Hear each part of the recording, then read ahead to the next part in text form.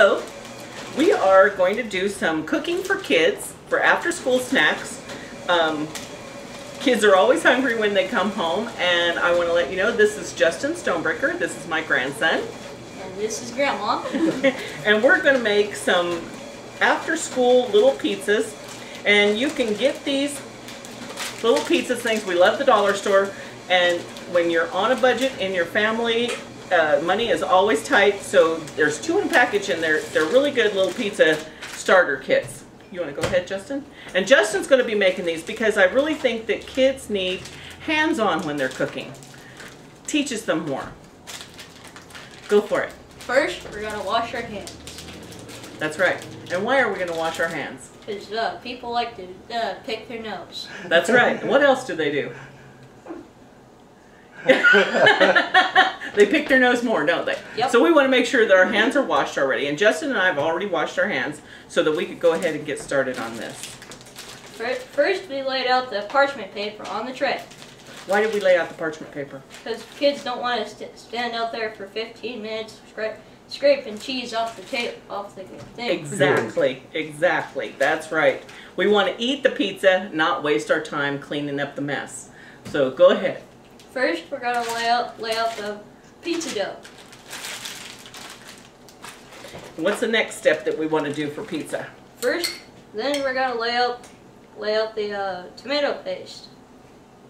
And you can get already made up pizza sauce.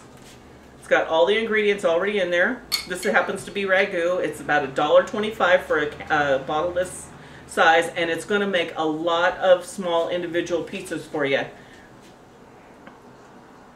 Then we're Smear it around, huh? We smear it around. You put as much pizza sauce as you think you're going to like on your pizza. Not a whole lot because you don't want it to come out like soup, but enough to be all over the bottom of your pizza. I'm just going to make that over there for you a little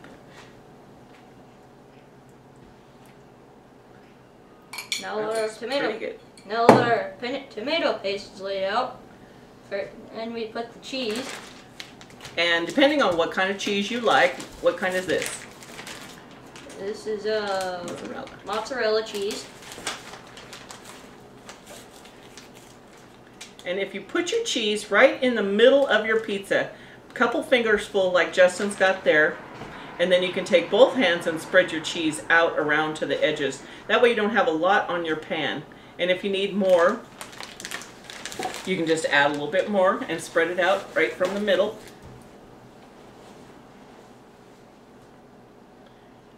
And we want to make them both at the same time, huh? Yep. It just makes it easier to do. Because I'll tell you what, once these pizzas are in the oven and you start to smell it through the house, what's liable to happen? Your sisters are going to come in and are liable to beat you up for it. And take your pizza away, and then what do you got to do? You got to start all over again, huh? Yep. So you might as well make 2 pizzas if you've got older brothers or sisters. Then we're going to lay out the cheddar cheese. And we're going to do that the same way, aren't we? Kind of put it in the middle and sprinkle it around.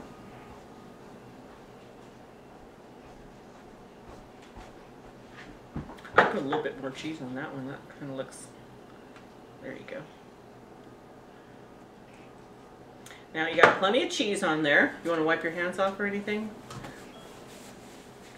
Now you can put anything you want on a pizza, can't you? Like what do you got there? We got pepperoni and salami. Because that's what you like. But anybody, you can put what other kinds of stuff? Pineapple? Anchovies. Anchovies. I love anchovies. Nobody else does, but I do. What else? Let's see. You can do spinach, tomatoes. Bacon. Bacon. Ooh, bacon's the best, isn't it? So you want to put your salami on your pizza. Like this. Well, personally, I like salami on my pizza. Yeah, me too. A little pepperoni if you want to do 2 kinds of meat.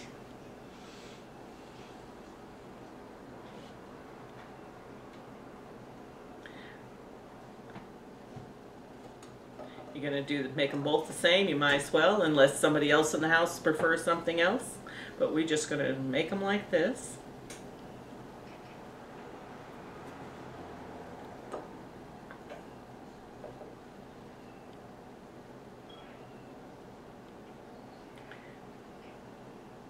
And what temperature did we set our oven at?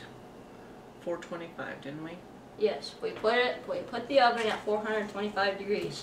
And we started that oven already so that it would already be preheated, so that all we'd have to do is get our pizzas ready. Do we want to put a little bit more cheese on top, with both a little bit more mozzarella and a little bit more cheddar cheese on top, and that kind of holds down your meat on your pizza a little bit.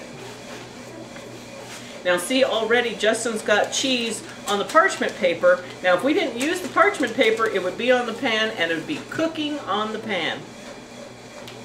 Yes, it would. And then there'd be a lot of scrubbing going on, wouldn't there? Yep. And a kid wants to take the pizza out of the oven and eat it without having to do the dishes first.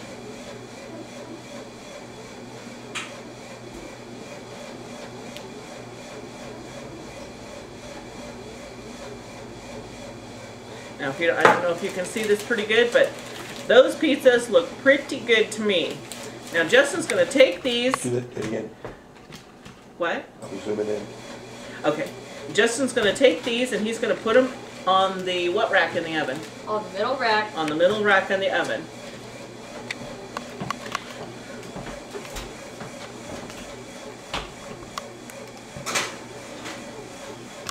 You want to bring the one that we've already done on the plate?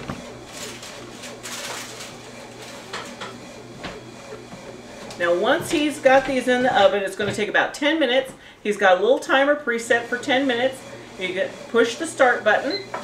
Now on this timer, you can clip it right on your apron or on your shirt, and that way if you're going to go and watch TV or play, as soon as it's done, you're going to hear that timer go off and you know your pizza is ready. So you want to show them what your pizza looks like? And that's what the finished product looks like. Now all he's got to do is take his pizza cutter, which we forgot to get out of the drawer, but we're going to get that in a minute, and cut it in probably about 4 pieces, and your pizza's ready to go, isn't it? Yes, it is. So, thank you, Justin. We had a good time baking pizza, and we hope you join us again the next time was Cooking with Grandma for kids.